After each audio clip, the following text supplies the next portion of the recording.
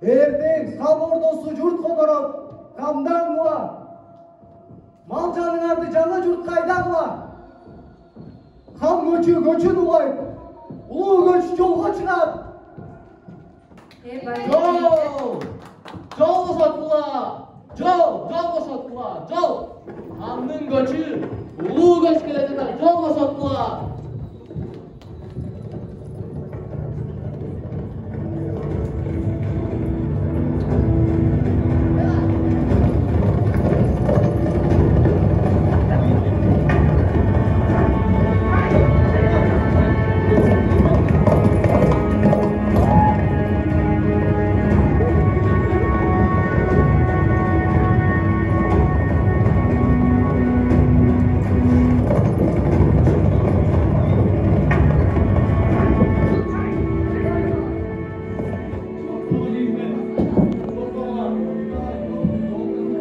Ханның улу көчү келе жатканда алдынан Аделечек апалар, бешик өңөргөн энелер, жол баштаган кичүү көч алдынан чыгат.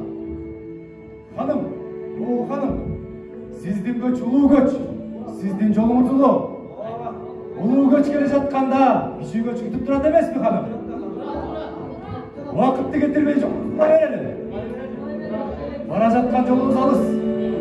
Күндүн жарыгында жетип, жангынышыбызга жетип алалы, ханым. Ошол жерде наркты билген, каада салтты билген хан өз элине мындай дейт. Жигиттер, кол коюп кыла. О, калайык калың эл, кыргыз наркында канчалаган жазылмаган мыйзамдар бар.